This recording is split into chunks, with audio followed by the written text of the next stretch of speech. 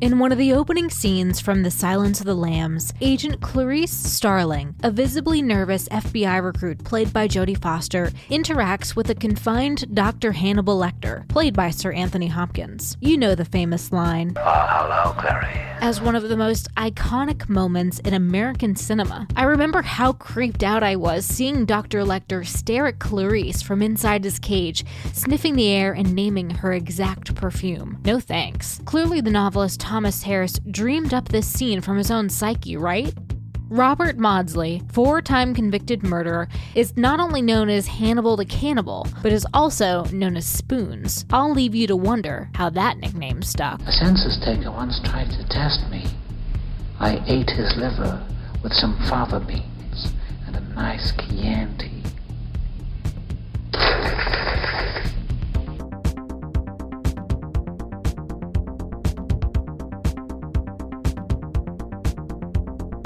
We finally got a hint again, and so the hint for this evening was spoon. So Jen had the brilliant idea to do some boozy ice cream. Yeah, because I tried looking up spoon cocktails, and the only thing that came up was cocktail spoons.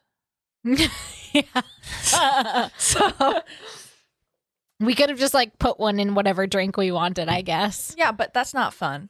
We took it to the next level, which was making floats. Yeah, that's pretty We good. said boozy ice cream. True confession, I probably ruined it a little bit by using Zevia soda. I had never tried it before, but Is that like stevia? yeah, it's soda made with stevia. So I was telling Jen I felt super guilty. I ate like pretty much an entire box of Cheez-Its myself last night, and so felt like I needed to balance today. What kind of ice cream is this? Chocolate. It's Hard Scoops chocolate ice cream, Which has liquor in it. booze in it. Yeah. I What was kind of- really worried that when I went to the store, I was like, oh no, are they going to be taking it away? Because they put it in the portable freezers. Yeah. Oh. And I was like, crap, where is it? So I eventually found it. Did you find it at Teats over by the beer? Yeah. I didn't see it when I passed because I did pick up some beer because we are literally out of beer. That's so a sin. I know. Well, I was really trying to like get rid of some of the stuff that we were not particularly big fans of. Yeah, like the Bud Light. Yeah, which I just threw out the other 2 bottles. So I, in my mind, I thought I had already walked by where it was, but I guess I didn't. So when I went to the, ice cream aisle and I couldn't find it, I freaked out. But lo and behold, success. Yes. And it's funny that I just was thinking because since I moved away, I feel like your beer intake has dwindled significantly. Yeah. Because I think I don't even remember the last time you guys bought beer from the wedding, maybe? I've maybe bought like a 6-pack here or there, but I really have been trying to, since the new year, stop drinking on days not recording. And in the winter, I actually prefer to drink wine. Yeah. So this is kind of embarrassing, stocking up for Thanksgiving and Christmas, we have gone through at least 2 cases of wine, at least. Wait, you say we. You need to turn that W upside down. You enjoy the wine, too. No, I do not. I only drink hard whiskey and scotch. False. You like wine. But I feel like I was for a while not drinking while we were recording, and then I was just like, I really want a beer, and then I just stopped that. And now I buy probably a case of beer a week. It's bad. I mean, it's, But I don't it's ever a guilty get pleasure. It's hard to not. Yeah. It's like, there's some nights where I'm like, oh my God, a glass of wine would just make me feel so much better. But I'm really trying hard not to. You know what? I'm going to start over, I think, once I run out of beer. Yeah. And I'm not going to buy any more beer. What do you drink, like beer every night? No, not every night. What kind of beer is it? It's that, The hazy little thing that's your yeah, fave. yeah. Yeah, that's got a lot of carbs and sugar. Why don't you try to switch to I like the Lagunitas. They have the daytime IPA. There's only 3 carbs in it and 99 that's good. calories. Yeah, that one's pretty good. I might switch to that, but I'm going to try not to buy any beer after I finish I mean, this one. honestly, like even Mick Ultra is pretty decent if you're going to drink beer anyway. Yeah, I don't know. If I tell myself that I can't drink, then I won't drink. So Nicole, tell us about this new. What's today? Or tell us about today, Nicole. Well, shoot. Well, should I use the day that this comes out? Yeah, if you want. Okay, so today, the day that we are releasing this episode is February 2nd on Tuesday, which is Groundhog Day. So that's a holiday that everybody knows. Thank you, But Bill Murray, for that. Did you know that is also National Tater Tot Day on Tuesday? No. Yeah. We have to get some tots. Doesn't then. Sonic do a thing for that? I don't know, but Oh, they do have might. tots. I thought they did something for that. I don't I know. love tater tots. So tell everyone about your thing. So there's a point to this, which is I have had an idea for a podcast that I've been thinking about for a while, and I finally decided it was the perfect time to launch it. I actually probably should have started it back in January, but oh well. So it is called Every Day's a Holiday, and it is a quick couple-minute podcast that I'll be releasing every morning, telling you about what crazy, wacky holiday it is that day. There's more than one holiday every single day, so I'm just going to pick one and talk about it, and so it'll be a daily podcast. Yeah, I heard the first episode, got a sneak peek, and it was very fun. So definitely check that out. Yeah, Thanks, Jen. I'll put the episode at the end of this episode for you guys, for your podcast listeners, and so you can see if you like it, and then go subscribe. If you Yeah, want. subscribe, leave a comment. You know, it's a fun way to start your day because every day it should be celebrated. That's right. That's true. Yeah, some of the holidays are pretty crazy. I was looking through them. Like one of them is National Shower with Your Friend Day. Yeah, sneak peek for later this week. Oh, that's this week too. Yeah, that's later this week. Well, you guys enjoy that day. Well, you could take Murph in for a quick shower. No. Scrub it up, dub. But there's also another sneak preview of a holiday that's coming up this week, just so you can plan for it with your kids. Saturday, which turns out the first Saturday of every February, is Eat Ice Cream for Breakfast Day. Really? And it's gone international. That's one that's spread. Well, you don't have to have kids to enjoy that. I agree. I mean, Ice cream in the morning. ice cream for breakfast day. So if you guys are new here, if this is your first time, welcome. I put all my sources for this episode on talkmurder.com. So go there and click the blog post with this story tonight, and you can follow along. Also, for these videos, this episode right here is on youtube.com. Just type in Talk Murder to Me, and you can actually follow along with us tonight. We're all on video here, and I have a presentation front and center of the video, which people have been loving.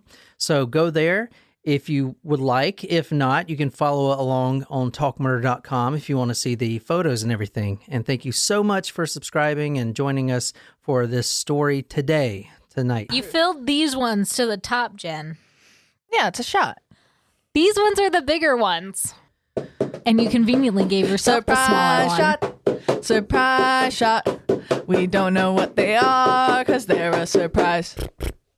I'm not going to like this. Yes, you are. Cheers. Cheers. Sweet tea vodka. Yeah. Yeah, you're right. That wasn't as bad. Although, with these shot glasses, I really have to try to get it all in one swig. And it does. You got to open your throat. Burn just a little bit. They make classes on it. Oh, have you taken any? Not Just recently. or just experience? He was in the army for several years. What does that mean? You didn't have much to do when you were I was overseas. in the Army, not the Navy. That one's for you, Omar. So the hint tonight for this episode that I gave y'all was spoon. So Nicole, where are we going and who are we killing tonight? I was trying to think what begins with an S that I can think of. Springfield, Illinois. That is not a real city, is it? Yes, it is. Yeah, there's a Springfield in every state. We've talked about this multiple times. Where does the Simpsons live? It's It's in Springfield, but they don't they never say they never which disclose. Springfield. Yeah. Because there's many a Springfield. So I'm going to say Springfield, Illinois. I'm going to say it's Cannibal Story, and I think that the killer enjoys eating the victim's brains with a spoon. Just like scrambled eggs. Jesus. So tonight's story is for one of our fans. He's been putting some comments on YouTube and the blog. He's requested a couple stories, but this story is for our fan Malachi.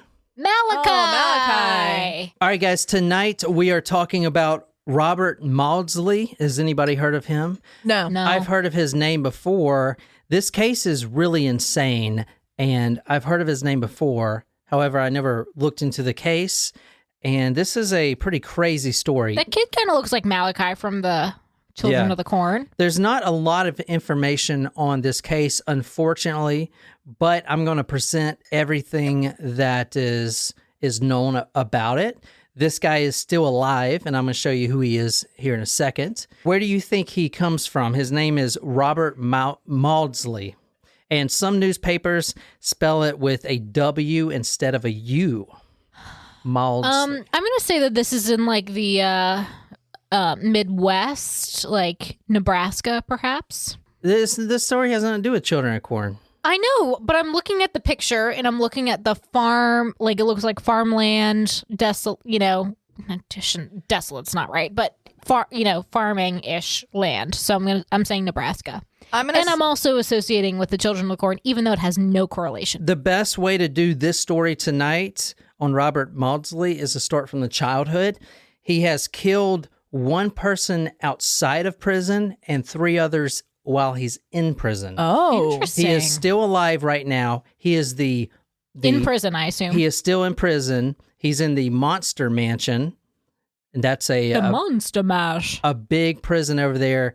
Out of a general population of 600, 500 of them are like sex offenders and violent criminals. Oof. Like all the worst people are there. Okay. Yeah. So This is in Martha Stewart's prison. That's what you're telling me here. Okay, so he was actually born 2 streets away from where Ringo Starr was born. Damn, nailed it, Jen. Well, originally I said Texas, so I was wrong. Well, where was True. Ringo Starr born? Liverpool. There you go. Robert Maudsley was born June 1953 in Toxteth, Liverpool. Did you know that Ringo Starr is not his actual name? Yes. What is his name? Richard Starkey, I think. I might be making that up. Starkey. At least it's not like a random, going from Stephanie something to Lady Gaga, Germanata. Like I said, there's not a ton on this guy, so I couldn't find out exactly where he grew up, but he was one of 12 children, and his actual father had 4 children, so he was one of 4 with that guy, with the father. Okay. Right? But one of 12 with the mother. Gotcha. He grew up 2 streets away from Ringo Starr. His father was a truck driver. He was abused heavily as a child. What you're looking at now is a photo of him in an orphanage. Oof. Can you kind of describe this for our podcast audience? It's in black and white, and it's kind of hard to make out the details. 4 children in a field. Exactly. With like a house or like a barn type looking thing in the background. So that's Robert Maudsley right there in the front, and he looks kind of like a normal child. However, his background growing up in childhood was extremely awful. He was degraded all the time. He was abused heavily by his mother and his father. His father was an alcoholic truck driver. Not much is known about the mother, but he was abused so bad that he was taken at the age of 2. So he was abused up until As a 2 years old. baby. Yeah, as a baby.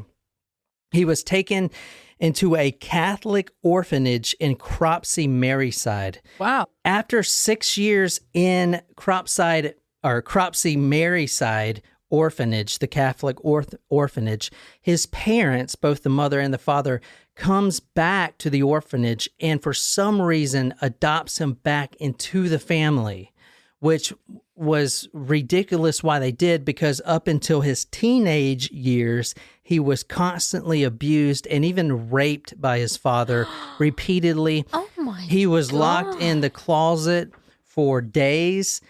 His father walked in there with an air rifle. Now, this is coming from an interview from his nephew.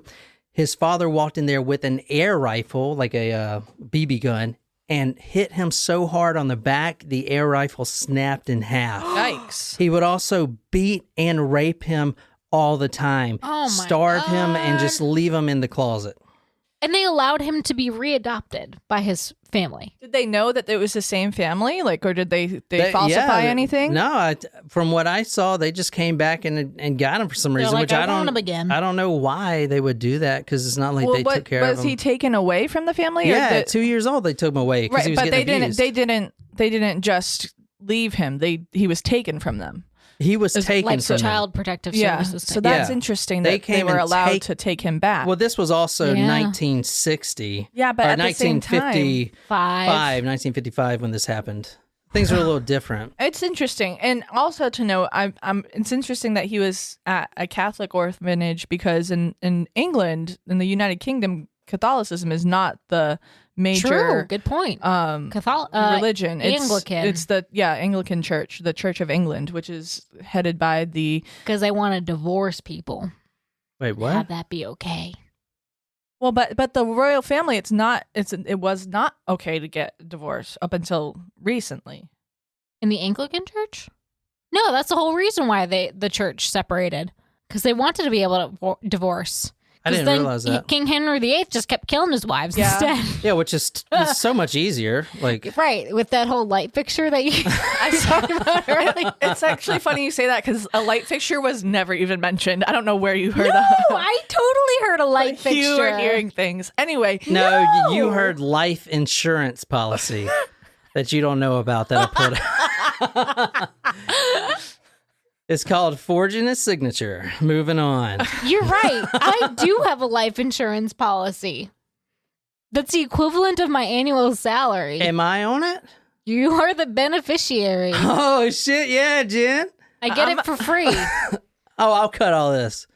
No, you won't. Not if I give you a high five, you won't. I'm not stupid, John. This isn't episode 1. If I end up dead, just know. Ooh, too soon. Yeah.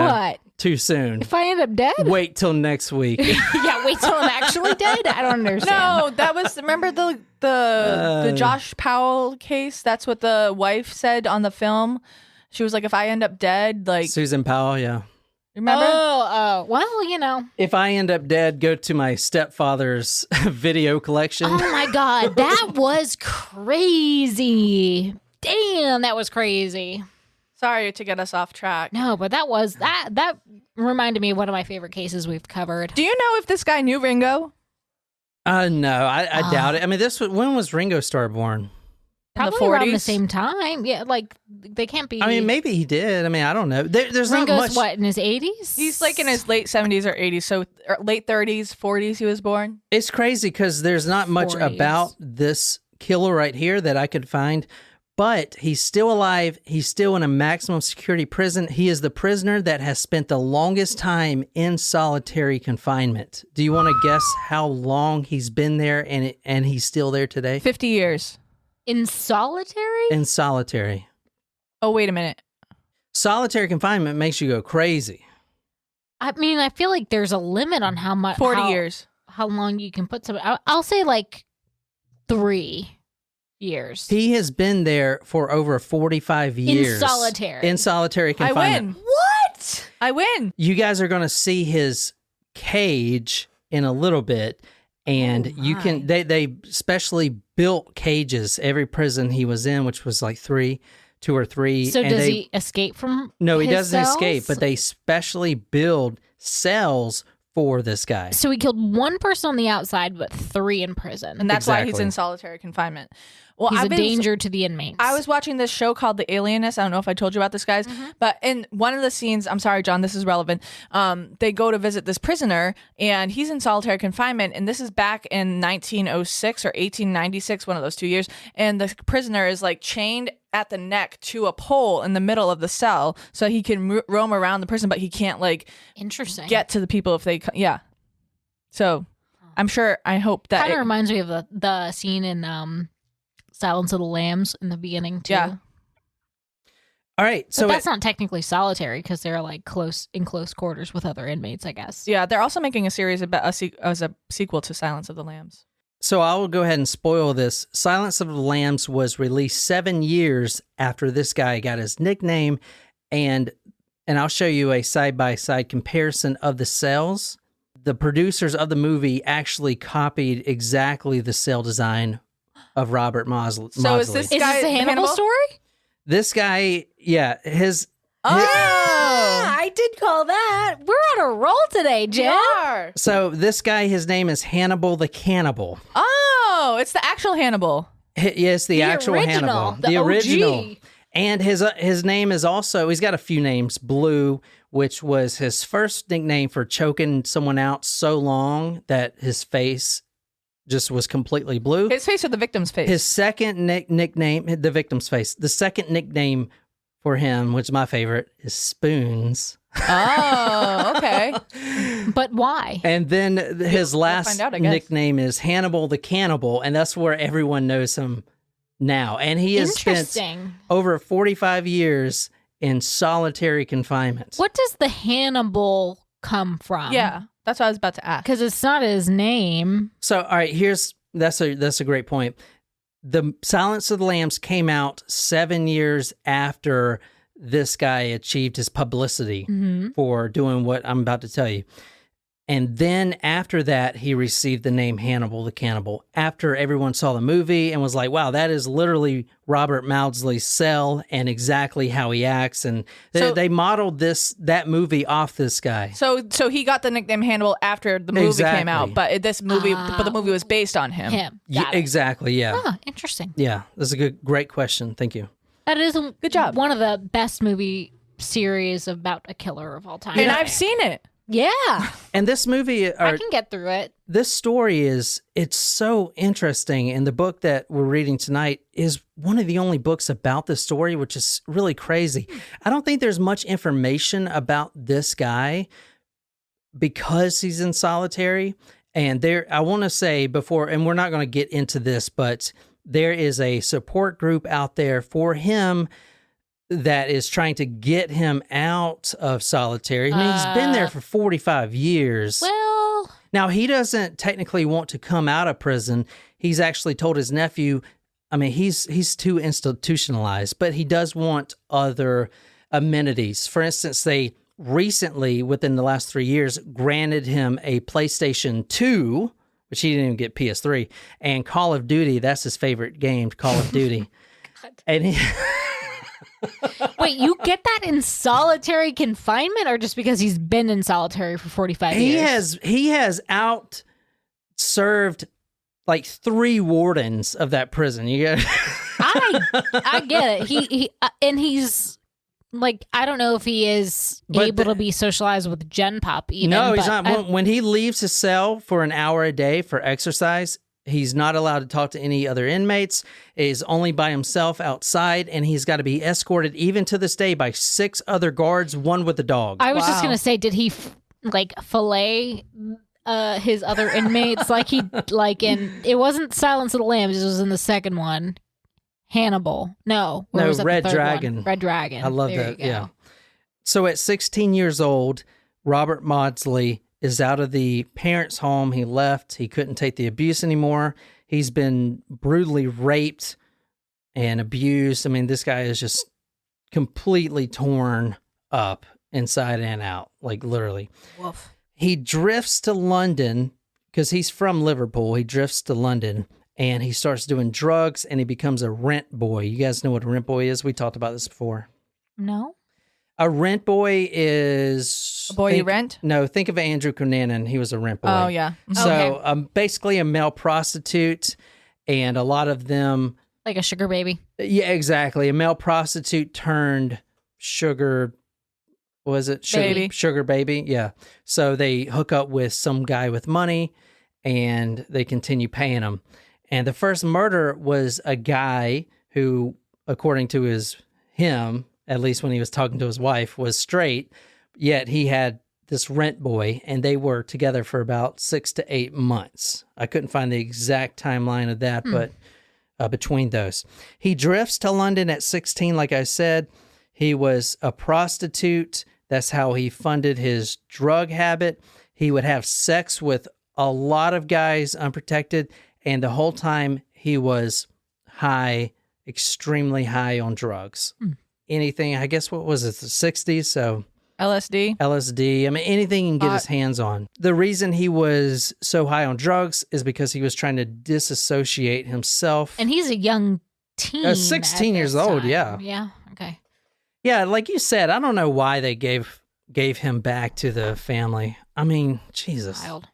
Because they were abusing every one of the kids, every one of them. So, like, they just came back when he was 6 and was like, hey, let me try this again. I was like, dude, what? All right, so this is the book we're reading tonight. Hannibal the Cannibal, Killer Crime Series, Volume 7. The true story of Robert Maudsley, Holiday at the Monster Mansion, I believe that says, by Alan R. Warren. And I actually wanted to find a more definitive book about this case, but this is literally all that there is. I'm surprised with it being the inspiration for it's the famous... not, and I believe it's because he's in solitary, and I think they're trying to kind of not cover it up because everyone knows he's in solitary. He still makes the news all the time in Liverpool and London, but I think they don't want to talk about it because they left him in there for so long. And there's all kinds of psychiatrists that say what being in solitary does, even for like a month. So they left him in there so long, they just don't want to talk about it anymore. You know, now he's just in there waiting to die type of thing. So he's in his 70s right now. Yeah, he was born in 1953, so he's still kicking, he's still alive. And there's a documentary, the only one out there, where he talks a little bit, but his nephew actually found out that was his uncle, and they are in communication. And a lot of the psychiatrists are trying to get him out of solitary, not out of prison, but out of solitary. Let's talk about the first victim here. He was 16 when he meets John Farrell. This is the only guy he's killed outside of prison. John Farrell was married. He lived on a farm, but his wife couldn't stand the farm work. She leaves, which was fine for him because the whole time during their marriage, and he was just a day laborer, he would go drive in his car, find a rent boy. He loved Maudsley, his body and his teeth and everything else. Gross. And he would have sex with them in the car. However, now that the wife is gone, he can bring them back to the bedroom on the farm, which is exactly what has happened for multiple times.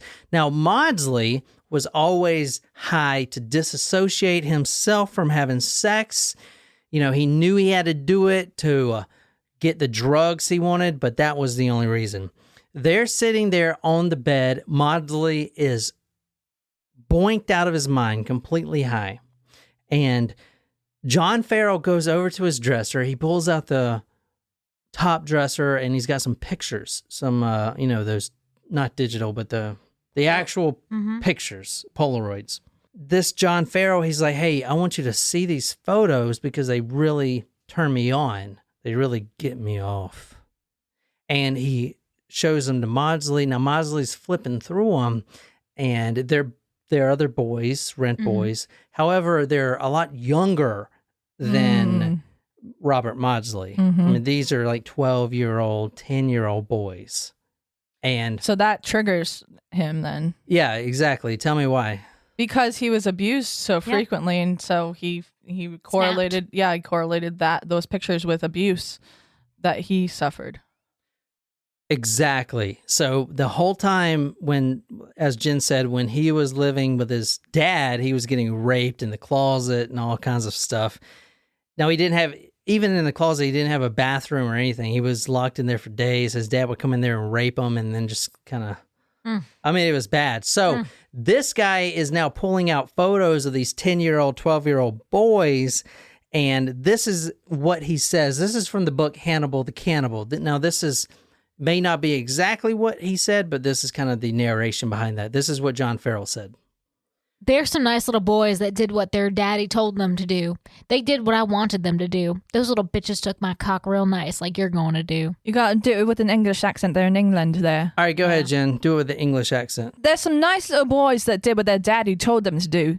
They did what I wanted them to do.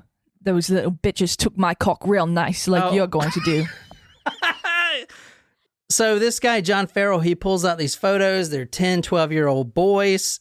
Exactly like Jen said, those bitches took my cock real nice. You know, so he's got a problem with this because now he's migrating back to his childhood where his dad. I also feel like, sorry to interrupt, I also feel like him saying daddy in that didn't help. Oh, yeah, daddy. So basically, I mean, they've had sex for the last 8 months and there's never been a problem. But now he pulls out these photos and tells him he's going to take his cock wiener like he's the daddy. Ugh. Gross. Continue. Yeah. Maudsley was super high at this point. He started to come into what he later refers to as, quote, the fog, end quote. Reminds me of Elizabeth Wetlaufer, the nurse that had the red surge. Mm-hmm. So I guess it's like a killer thing. He goes over to a chair. There was a rope already on the chair used for binding each other, and it almost looked like a noose already. He takes the rope. He also picks up some wooden hangers, and he said, quote, this is exactly what he said, quote, I'm going to give you what you deserve, end quote. Now, he jumps on the bed. He takes the rope. He ties it around John Farrell's neck. He takes the wooden coat hanger and uses it as a garrote. So he basically, like a tourniquet, right? Ties it around, and then at the back, he puts the hanger in there and uses it to twist the rope. Right. So it's getting tighter and tighter. Now, John Farrell thought this was a sex act at first, so he went along with it. That's how Maudsley got to jump on top of him to begin with. Okay. He thought it was just foreplay or something. But then the rope started getting tighter and tighter, and he couldn't breathe. And this is from the book Hannibal the Cannibal. All Maudsley could see was the pain and fear in the faces of the boys in the pictures. This triggered his memories of being 8 years old, his father coming into his bedroom, snapping his belt loudly, pushing him down onto the bed, and ripping the pants off him with such anger. Robert remembered how his father slowly entered him from behind, and no matter how many times he screamed, his father kept thrusting. After his father finished on Robert, he pulled out and he could feel blood running out of his ass. Ugh, Jesus Christ. If you want to read this, is also from the book. I'm using this because it's pretty, detailed. And Jen, you can read the last quote when she's there. Realizing quickly that this was not a sexual game, Farrell began to fight. He tried to grab the rope and hanger, but Maudsley's rage had taken over, and he was too strong. With both hands, Maudsley continued to twist, no matter how hard Farrell fought. Soon Farrell ran out of oxygen and started to get dizzy, and Maudsley suddenly stopped twisting. He brought himself so that he was face to face with Farrell. Farrell was still alive, but his face was turning bluish in color. Maudsley looked directly into his eyes and said, Was this what you wanted, Daddy? Ugh. I don't like that. I don't like that. Oh, shit. So he knew that he was going to get caught after this. There's a dead person there, and he knew that this was going to happen. He actually gets transferred. Now, this is a photo. I'll put this on talkmurder.com. This is after the other murders, but like I said, there's not much on this case. The photos are just not there. So this is one of the only photos that you can really find. He was arrested and got a life sentence at Broadmoor Hospital for the criminally insane. This is the hospital. It was built in the late 1800s. And back then, the mental hospitals, they were called insane asylums. They specialized in electroshock therapy and lobotomies and all kinds of crazy stuff. February 26, 1977. Now, we're going to the Broadmoor Hospital, the place you just saw. Isn't that your birthday? Mm-hmm. Yeah. Him and another inmate, David Cheeseman, they grabbed a convicted pedophile, okay? And what you're going to notice about this guy, he's killed 4, and they have all been sex offenders. So some will argue that he's actually doing the world a service, He's killed 4. They're all sex offenders in some way Including or his another, first kill. including the first. And the reason he killed that guy is because He found the pictures, photos. yep. Mm-hmm. I mean, they've been having sex for 8 months. The guy pays him. Why would he kill him, Him and another inmate, David Cheeseman, grab a convicted pedophile, and they were out of their rooms. This was a game of touch football that was being played between all the patients, because this is a mental asylum. This isn't a prison. So they're all out playing touch football. Now, both of these guys, David Cheeseman and Robert Maudsley, had planned this for about 3 days. They grab a convicted pedophile. His name was David Francis. Now, they were all playing touch football together, and they weren't the best of friends, but they were good enough to play football.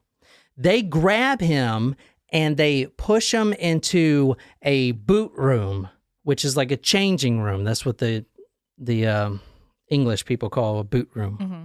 The nurses try to get in, but Robert Maudsley takes a footlocker, which is a huge trunk, and he slams it against the door. Okay. So no one can enter, but there is some glass windows, and so they can see what's going on. Exactly. Now, this Okay. is the criminally insane asylum. This isn't a prison. I think a prison would have been a little different, but the nurses could not get in to the room. And there were windows there. No one broke it down or anything. Mm-hmm. There were guards coming up. All they could do was watch this event go on. And this event went on for 9 hours straight. And they were going to kill David Francis. And they subjected him to torture for 9 hours straight. Oof. That's like a work day. Longer than, yeah. And we're going to get into the specifics here in a minute, but I want to show you Maudsley, what he looks like now. Ooh. That's Hannibal the Cannibal. All Looks right, like a let's beetle. Move on. Yeah. It does look like a beetle. with even worse teeth. All right, what you're reading now, Nicole, is from The Guardian, October 7th, 1977. We love our Guardian. Oh, yeah, I love that newspaper. The headline of this one is Murder Vow by Killer. Mr. Hollis said Mr. Cheeseman was holding Mr. Francis by the throat and pressing something that looked like a knife, but was probably a folded piece of silver paper across his throat as he said, Get out. I've got a blade. So he's yelling at the nurses saying, y'all, you can watch, but you ain't coming in here. We're gonna have some fun with this guy. If you want to read this is also from The Guardian. At about 1 p.m., there was a sound of beating inside the room. By sign language, Cheeseman indicated that the violence was going on. Francis was heard to shout, Why don't you kill me, John? There was banging and crashing and a very loud gurgling sound, and the sound of drumming feet on the floor as if someone was in their death throes. It would appear that about 2 o'clock that afternoon, Francis met his death in that boot room. They actually tied his hands with a flex cord from a record player. I tried to look up what that was. I could not find it. I know a flexi is the disc, but I don't know what. Is there like a strip used for the... Anyway, I mean, not on my record player, but... They use the flexi cord to tie his hands. And this siege, what the paper, The Guardian says, calls the, quote, siege, end quote, lasted from 11 a.m. to 9 p.m. as all the nurses of the hospital are sitting outside the windows watching in this guy get tortured. And he lasted for 9 hours. And Nicole, if you want to read this is from Hannibal, the Cannibal, the book. This is how David Francis met his ultimate demise. One of the guards claimed that the dead man's head was cracked open like a boiled egg. A spoon was hanging out of his head and a large part of his brain was gone. They believed it was Maudsley who took a spoon and sampled Francis's brain. How much was actually eaten was unknown. That was literally my guess, guys. Oh my God. That was literally my guess. I mean, I shouldn't relish in this, but I am. Nailed it, nailed it, nailed it. I'd probably try a little bit. No, Nicole and I were talking about this the other day. Like, I have no interest in trying strange organs, like for animals. Or I people. have tried brain before. I have not. For what? You've tried a brain? I've tried calf's brain. Ew. Somebody else ordered it, and I had a bite when we were in what's Hungary. it called? Calf's brain. Like, what's the term for it? Ugh. I don't know. It was in What Hungary. did it taste I don't know. like? It tastes like scrambled eggs. I only had a bite. I was like, no, I'll stick with my goulash, but at least I can say I tried it. They say if you eat monkey brains, I think that's how. That was in think Indiana Jones. The I think it's second how movie. AIDS started. I'm pretty sure Mm, it was something to do with monkeys. That's how AIDS spread. it could have been eating them. I don't And know. it may have been eating them because I know a lot of the tribes over in Africa, they actually consume the brain of the monkey. Could be. And I don't know. I don't know much about AIDS, but so I may be wrong. But anyway, after this, Nailed this hint. so the nurses and the guards eventually walk in after Maudsley kicks out the footlocker and he says, "Come on in. You guys, come on in. Check out what I did." Now, this is after they presented both him and Cheeseman, his accomplice, raises up the dead body after 9 hours. 9 hours of torture. They raise up the body and his head is cracked open like an egg, which is just like the Hannibal movie there. Yeah, they did. Like, Exactly, that was yeah. taken from it, too. Yeah, so now you can see where that was taken from, right? So they lift up the But body. he ate his own brain in that movie. They lift up the body. He ate his own brain. Yeah. Yeah, in the movie, he was like doped up with morphine, and they had already taken the skull cap off, and they were like cooking for him, and he's like, "Oh, this is delicious," and meanwhile, he's like eating parts of his own brain. That was a movie. Yeah, but still. It was Gross. the It's yeah, gross I to think think it was about. the Hannibal movie. The newer one, the one that came out recently. It was one with Julianne Moore. Wasn't Julianne Moore in the... No, that was... What's her face? Jodie Foster. Yeah. They lift the body up to display what they've done after 9 hours. He moves the footlocker. The guards come on in and they see this guy. His head is completely open. Because they could hear it outside. I read one paper where the nurse was testifying that they could actually hear from the outside of this isolated room. I mean, it wasn't padded, but it was a steel Right. room. Mhm. They could hear the guy's head being cracked against the wall. Ooh. So he was cracking his head against the wall. And then when they walk in, the spoon is still sticking out of the brain. Ew.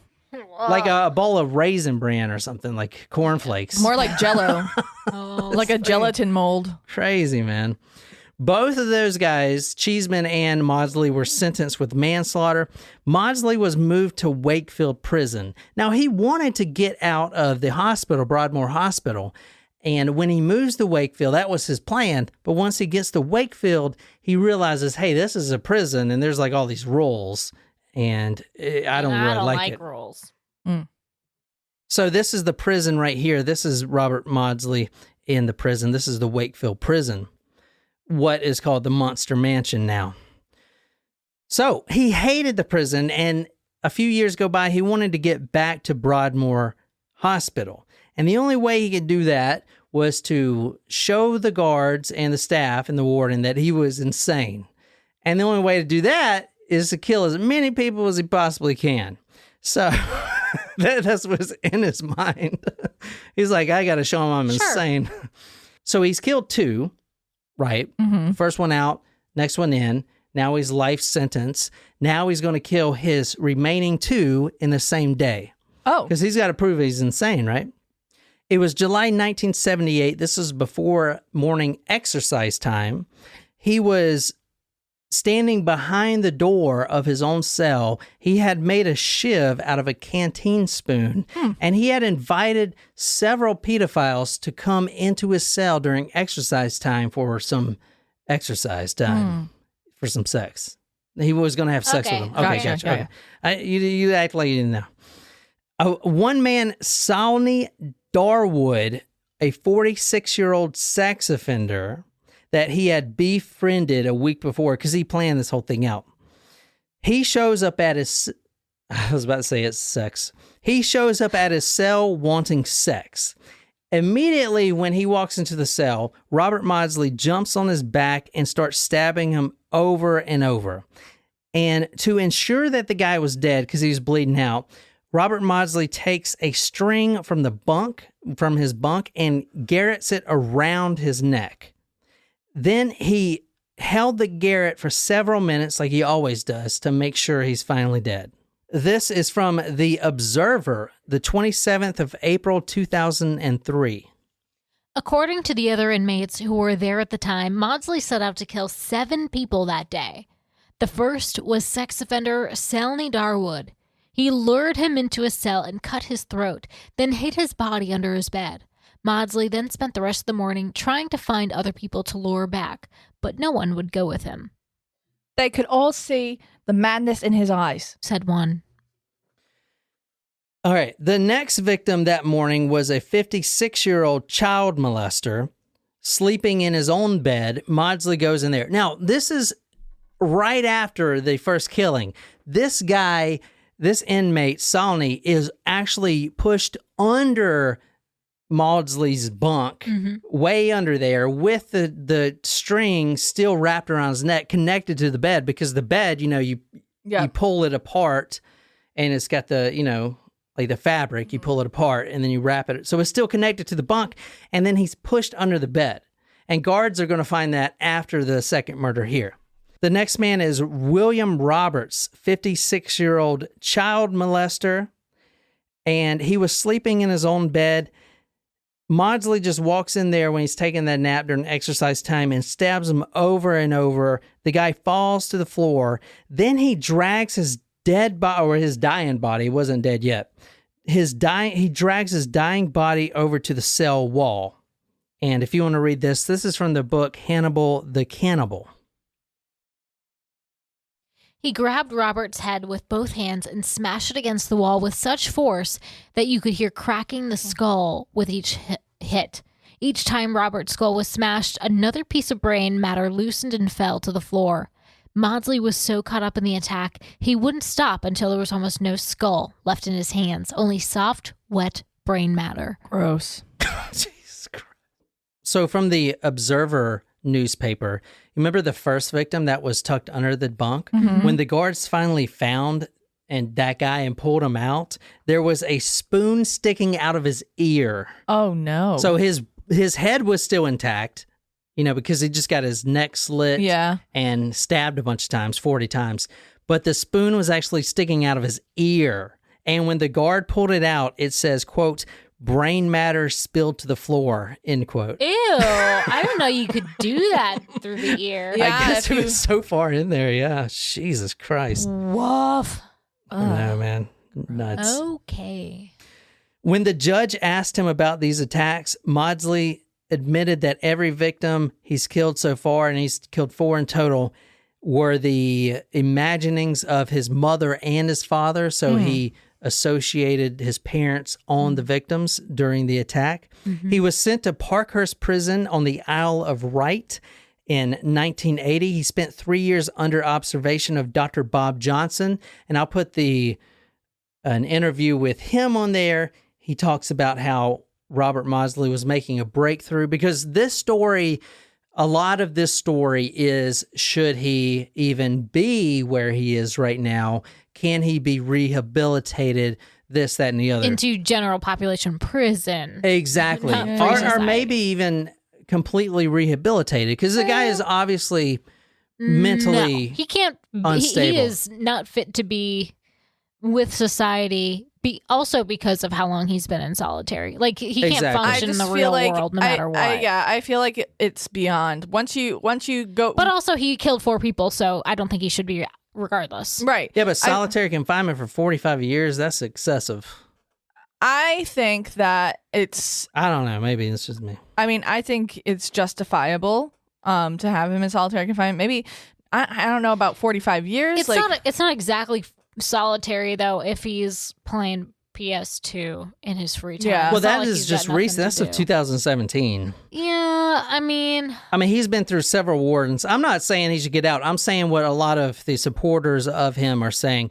Now, so Bob Johnson, Dr. Bob Johnson, a prison psychiatrist, they were making a breakthrough 3 years, and this guy, you'll hear him talk a little bit. He was actually learning to control his anger and getting through childhood issues. But after 3 years, they suddenly moved him back to Wakefield prison in 1983, stopped the whole rehabilitation dream, and they put him in solitary for the rest of his life.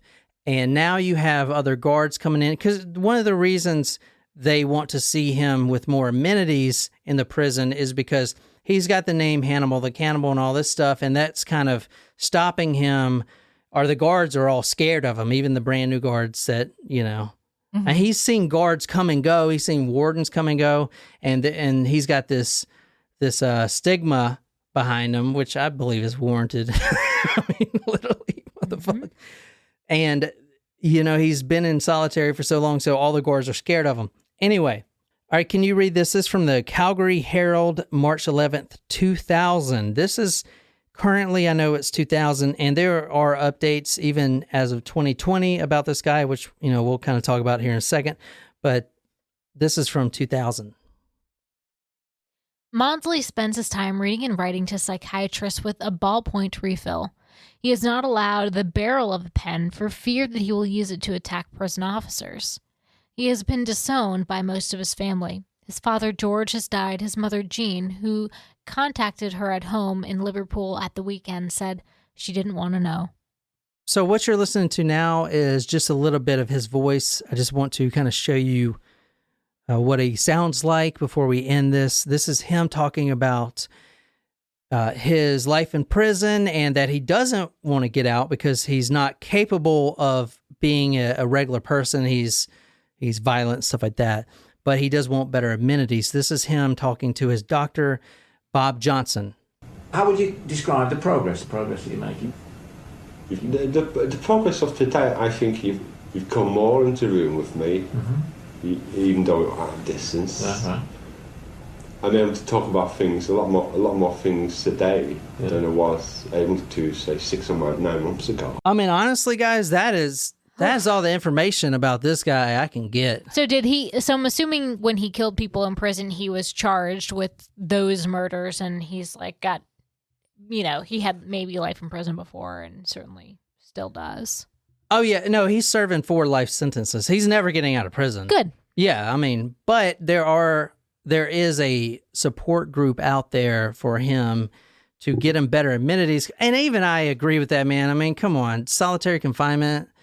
You need 6 guards to carry him an hour a day. I mean, that's just a little. Maybe they do. I don't know. Well, I don't know. It's tough because when you think about it, his first kill obviously was triggered because of the pictures.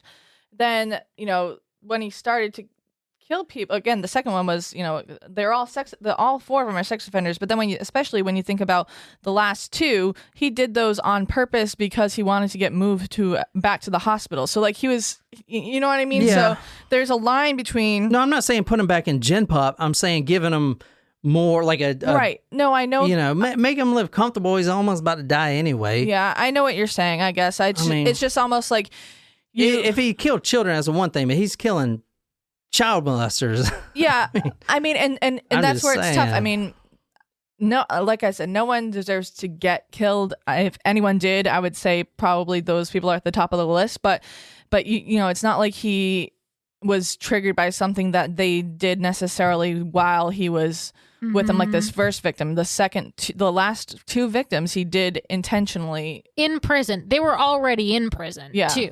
They were, you know what I mean? It's not like they were free men walking around being child molesters. Yeah. Yeah. So he's still there today, and he's kicking. As he should be. At one point I was reading, he refused the prison haircuts, and they started calling him Wolfman.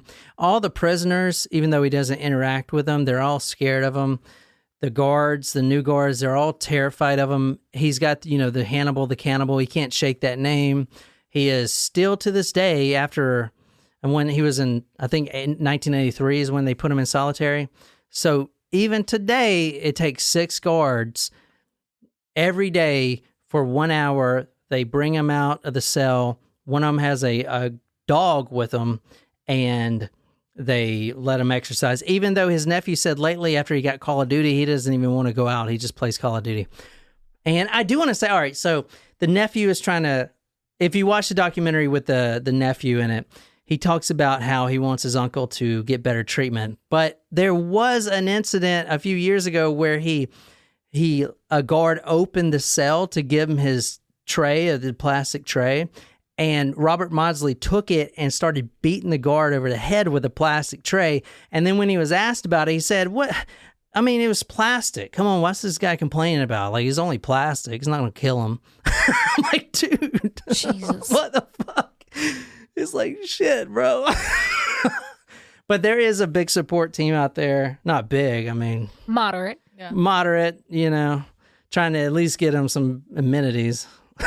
Well, I don't know. I think he can still play Call of Duty 2 on PS2. At least give him a PS3, man. We're at the No. PS5 right now. And we have none, so... Yeah. So that's the story on Robert Maudsley. This is for you, Malachi. Thank Thanks, you Malachi. Thanks, so Malachi. much for requesting this story. If you're a Taco Supremo, you can request stories on the forum. Obviously, I take those into consideration before any other fan. You can go to talkmurder.com/join to become a Taco Supremo and be part of the community. However, if you want to request a story and want me to see it, make sure you go to the blog, talkmurder.com. On the YouTube comments, we don't even moderate or even look at those, so I'm not going to be able to see those. Those are for you guys. Go to talkmurder.com, and on any post, you can request a story just like Malachi did, and if it's good and if it interests me, I'll get to it and I'll do it for you. And So- all of our existing Supremos, don't forget to reach out to us so we can get you access to the new forum. Exactly, yeah. So you guys go to talkmurder.com/join and reach out to me there. So that's it. That's all I got on Robert Maudsley. Very interesting case. It definitely opened up some more cases for me related to this, and I want to cover them eventually. But thanks again, Malachi. And my name is John. I'm here with Jen and Nicole. And until next time, good night, you lovely, lovely people.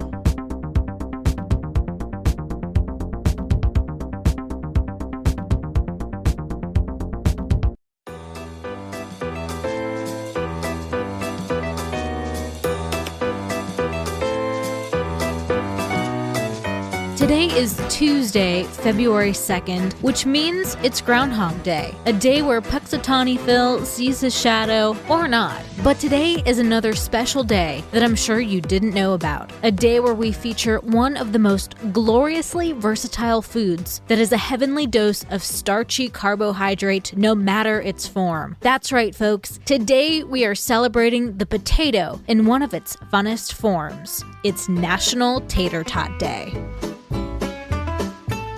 Welcome to TacoCast Podcast. Every day's a holiday. No, really, it is. There are some holidays that are ingrained in our lives that build anticipation of celebration. Did you know that literally every day is a holiday? I don't know about you, but I love having a reason to celebrate every day. Whether it's your favorite foods day, thank your neighbor day, or something else totally random, happy holiday to you. National Tater Tot Day is a relatively recent invention that began in 2009 with its humble beginnings from a food writer's attempt at filling his copy quota. Well, once it was tweeted into cyberspace, it became a glorious instant hit, as if the world needed a reason to celebrate this starchy, crunchy, yet soft masterpiece. Here are some amazing facts about this tot-tastic treat that perhaps you know best from Napoleon Dynamite. Tater tots were first invented, or at least named, by Ore-Ida, or Oregon, Idaho, if you didn't know, in 1953. Tots reduce waste. They're actually made from leftover parts of French fries. By eating these fluffy potato babies, you're reducing potato waste. Go you. But they weren't always a go-to staple because of that reputation. But with clever marketing as tots, they became even more expensive. Next, there's a bunch of names for tater tots. Actually, the word tater comes from the word potato, but they're also called potato rounds, potato puffs, potato cylinders, potato nuggets, potato croquettes, baby taters, and if you're in Australia, potato gems. They certainly are gems, at least here in America. We love them, consuming 70 million pounds of tater tots annually. What better way to celebrate National Tot Day than going to go eat some? Whether you pick some up at the drive-in or attempt your your own homemade version, go get yourself some potatoey goodness. Happy holiday, everyone, and I'll see you tomorrow.